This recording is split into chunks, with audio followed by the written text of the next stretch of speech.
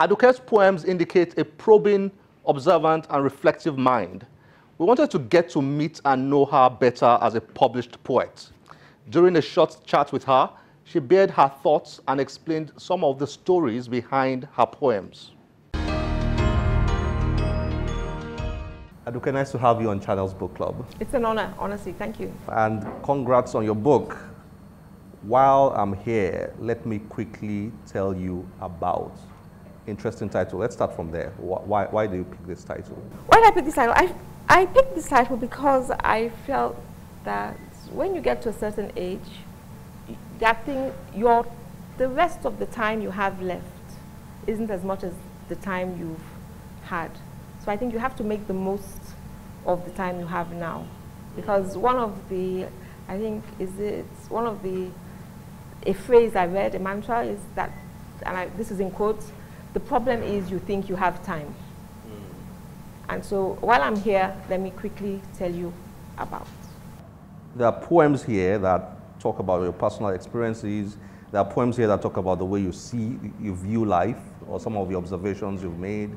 And some of them I've copied from other people's experiences, as I say at the back of the book as well, because not all of them are mine. Some of them I sort of borrow people's memories, and I've used them. Is there any thread that goes through all the poems here that ties them together?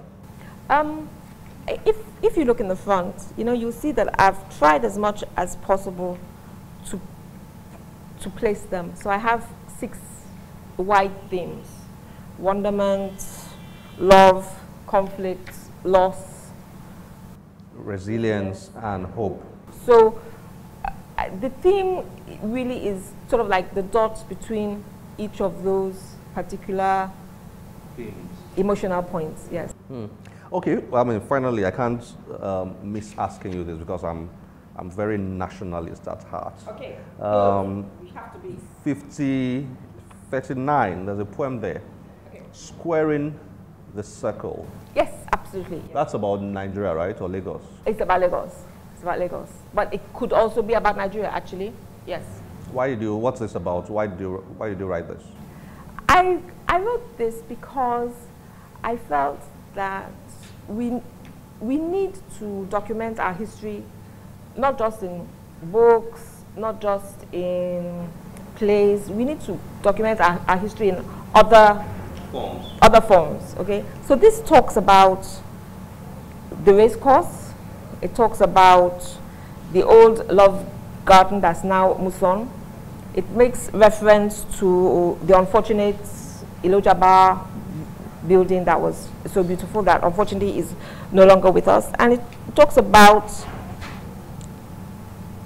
how we don't always remember the things we should, and how our libraries are not as... Yeah, the last line there talks about burnt libraries. Burnt libraries, yes. So I think that, I'm very proud Nigerian, I'm very proud Lagosian. I think we need to be prouder of our heritage. We need our young ones to understand and appreciate it. I think that was why I did this, so that in various forms, books, plays, history, poetry.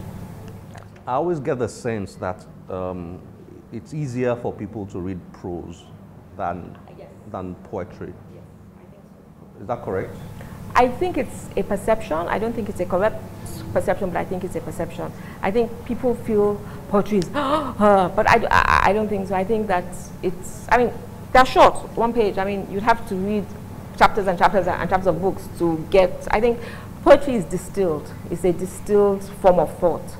And it's with prose, with all the facts. Okay, thank you very much for your time. Thank you very much. Thank you for coming. Nice to have you on Channels Book Club. Thank you. You're hosting us. No, it's a pleasure. Thank you.